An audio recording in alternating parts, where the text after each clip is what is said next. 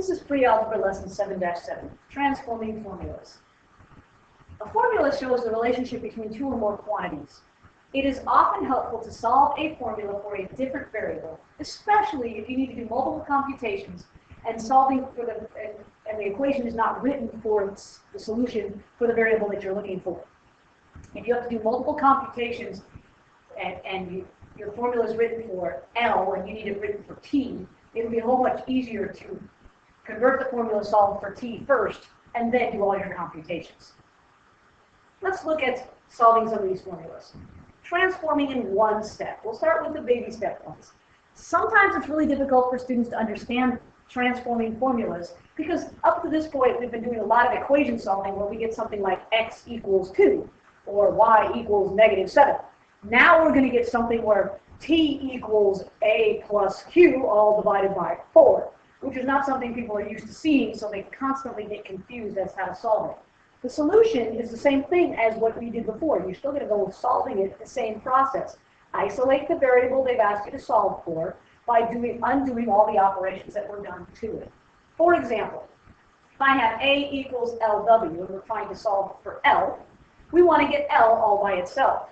L is multiplied by W, so to undo the multiplication by W, I will simply divide by W. If I divide one side of the equation by W, I have to divide the other side of the equation by W, just like we've done before. We do the same thing with letters as you do with numbers. On the right-hand side, the W's cancel out, giving me an L. On the left-hand side, I have A over W, and that is the solution to this formula solved for the variable L. Now, an interesting side note about formulas. Please be very careful with capital and small letters. Formulas, much like passwords on computers, are case sensitive. Capital letters mean something entirely different than small letters, so we need to make sure that we keep those specific. If it's capital, write it capital. If it's small, write it small. Let's look at number 2. P equals S minus C, and we're solving this for S. So the first thing we need to do is get S by itself. To do that, I will have to add C because C is subtracted from S. So if I add C to the right-hand side of the equation, I need to add C to the left-hand side of the equation. The C's on the right-hand side cancel out. But if you look at the left-hand side, I cannot add P and C because those are not like terms. That would be like adding an orange to a pineapple and getting a banana. You can't do that. Okay, so P plus C just becomes P plus C, and we leave the S by itself. So now we have solved this for the variable S. S equals P plus C. Number 3, H equals K divided by J. And we need to solve this for K. So if I need to get K all by itself, I will recognize that it's being divided by J. The opposite of division is multiplication, so I will take and multiply the right-hand side of the equation by J, or J over 1, however you want to look at it. On the left-hand side, I must do the same thing. I'm going to multiply it by J, or J over 1. On the right-hand side, the J's cancel out, and K divided by 1 is still K. On the left-hand side, J times H is JH, and divided by 1 is still JH, so we get K equals J times H. Now, sometimes it takes more than one step to solve a formula. Now we're going to look at 2 steps to solve a formula. Again, we're going to do the same thing we always do. Undo anything that is added or subtracted first. Undo anything multiplied or divided second. So let's look at number 4. We have 5a plus 7 equals b, and we're going to solve this for a. I need to get a all by itself. So if I look at this, the first thing I notice is that they've added 7 to it. So if I have 5a plus 7 equals b, first thing I need to get rid of is the 7. So I'm going to subtract 7 from both sides of the equation. On the left-hand side, the 7's cancel out, leaving me 5a. On the right-hand side, I have b minus 7. Those are not like terms, so I can't combine them, so I'll leave it as b minus 7. Now to solve for a, I have to divide by 5. If I divide the left-hand side by 5, I divide the entire right-hand side by 5. So you get a equals b minus 7 over 5. Now, coincidentally enough, you could write this slightly differently. Right? I'm going to go to a different color. Let me write this in purple. Let's go back to the step where it said 5a equals b minus 7. If we wanted to divide by 5, we could divide by 5, and we could divide each part of the equation separately, like this, b divided by 5, 7 divided by 5. So it could be written as a equals b divided by 5 minus 7 divided by 5. This, what's circled in purple, is exactly the same thing as what's circled in red. They're the same exact equation, just written slightly differently. Is one way easier than the other? I'm not sure. It all depends on what you're asked to do. Either way is correct, and I don't have a preference of which way you do it. Let's look at question number 5. P equals 2L plus 2W. This is the perimeter formula. And we're going to solve it for W, otherwise known as solving it for width. So to get the width all by itself, if I have the perimeter is equal to 2 lengths plus 2 widths, and I need to solve it for width. So the first thing I must do is I have to subtract 2 lengths, because I added 2 lengths to 2W, so I'll subtract 2L from both sides of the equation. That will give me P minus 2L equals 2W. I don't want to solve for 2W, I want to solve for W, so I'll divide by 2, divide the left-hand side of the equation by 2. So on the right-hand side, the 2's cancel out, leaving me W, and that will equal P minus 2L all over 2.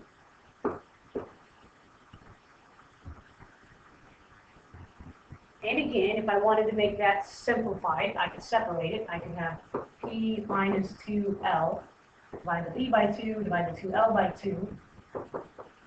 These two 2's would cancel out here, and we would have P divided by 2 minus L equals W. These two equations, this one here and this one up here, are the same equation, just written slightly differently. They are equivalent equations. Just like 3/4 is the same as 6/8. Let's look at number 6. We're going to solve y equals x divided by 3 plus 8. We're going to solve it for x. So we have y equals x divided by 3 plus 8. To solve it for x, the first thing I need to do is I need to get rid of anything added or subtracted. That would be the 8. So I'm going to subtract 8 from both sides of my equation. On the right-hand side, the 8's cancel out. On the left-hand side, y and 8 are not like terms, so we'll just subtract y minus 8 equals x divided by 3. I need to solve for x. Since they divided by 3, I'm going to multiply by 3. So I'll take my left-hand side, or my right-hand side of the equation, multiply by 3. I'll take the entire left-hand side of the equation and multiply by 3. So now I have 3 parentheses y minus 8 equals x. Or if I wanted to distribute through, I can distribute the 3 through the entire parenthesis, and I can get 3y minus 24 equals x. Either equation is fine. You can write it in either form. They're both equivalent forms of the same formula. Let's take a look at some word problems. You plan a 600-mile trip to New York City. You estimate your trip will take about 10 hours. To estimate your average speed, we're going to solve the distance formula, distance equals rate times time, for rate. Then substitute to find the average speed. Okay, so we're going to take the formula d equals rt, and we're going to solve it for r. So to get r all by itself, we need to undo anything that was done to r. It was multiplied by t, so we're going to divide by t. If I divide the right-hand side of the equation by t, I must divide the left-hand side of the equation by t. On the right-hand side, my t's cancel out. On the left side, I have d over t. And on the right-hand side, I have r. So now we know that the distance divided by the time equals the rate. We've solved our equation for r, which is what the first thing they asked us to do. Now they want us to substitute to find our average speed. So in other words, our average speed is going to be our distance divided by our time. Our distance, if you remember, is 600 miles. Our time is 10 hours.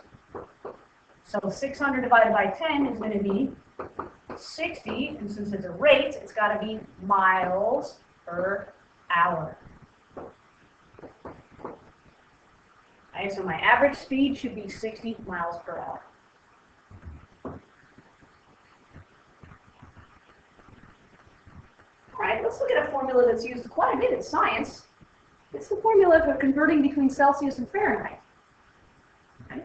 It says the high temperature one day in San Diego is 32 degrees Celsius. Solve C equals 5/9 parentheses F minus 32 for F. Then substitute to find the temperature in degrees Fahrenheit. So F is obviously the degrees Fahrenheit, and C is obviously the degrees in Celsius. So we're going to take this equation, C equals 5/9 parentheses F minus 32. And we're going to solve this for F. You might look at this and go, wow, this is kind of weird. It's really hard to figure out how to solve this for F. Okay. Well, the first thing I'm going to do is I'm going to look at this and say, well, normally you get rid of addition and subtraction first. But we can't do that unless we were going to distribute the 5/9 through this parenthesis. We could distribute the 5/9 through this parenthesis, but that would have to be some really ugly fractional stuff. Okay? I mean, we could. In fact, that's probably, well, let's just do that just for the fun of it. So C is going to equal 5/9 F minus, and we're going to have 5/9 times 32. So 32 times 5 is 160 over 9. You might look at this and go, wow, that's interesting. Yes, it's a fraction. That's okay. Next thing I'm going to do is I need to get rid of anything that's added or subtracted to F, which means if they subtracted 169, so I'm going to add 169. So I'm going to add 160 over 9. And yes, we probably could simplify some of these fractions, but we'll do that later. So these will cancel. So we have C plus 160 over 9 equals 5/9 F. I'm just going to move my equation up here for a moment to make it a little easier. So if I have C plus 160 over 9 equals 5/9 F. I now need to get F all by itself. F is multiplied by 5/9. So to undo that multiplication, I will divide by 5/9 or multiply by the reciprocal. So I'm going to take this side of the equation and multiply by 9/5. I'm going to take this side of the equation and I'm going to multiply the entire equation. Okay, I'm going to multiply that entire side of the equation by 9/5, which means I'm going to have to distribute it. So I have to distribute again. Okay, double distribution basically. Cancels off on this side, which means we have F. Okay, 9/5 times C is 9/5 C. Okay, luckily for us, if you look carefully, 9/5 times 160 over 9. 9/5 times 160 over 9. The two 9s will cancel, and 160 is divisible by 5. 5 will go into itself once, and it goes into 160 32 times. So you end up with 9/5 C plus 32 equals F. Okay, 9/5 C plus 32 equals F. So that's the formula translated into degrees Fahrenheit. Okay. And it says the temperature was 32 degrees. It wants us to substitute and figure out what is the Fahrenheit temperature when the Celsius temperature is 32. So if C is 32, let's find out what the Fahrenheit temperature would be. So let's plug into our formula. 9/5 times C, which is 32 over 1, plus 32 is going to equal F. So 32 times 9 is 288. 288 fifths plus 32 is going to equal F. So we have to get a common denominator here. So 288 fifths plus 32 would be 32 over 1. So 32 times 5 is going to be 160 fifths. Okay. And that's going to equal our Fahrenheit temperature. So what's 160 plus 288? That's going to be 448 fifths.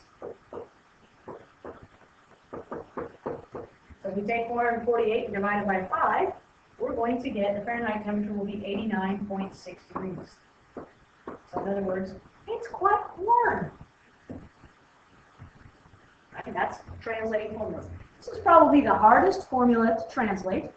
It won't get much more difficult than that, and that was a very complicated formula to translate. Most of them will be fairly straightforward and simple.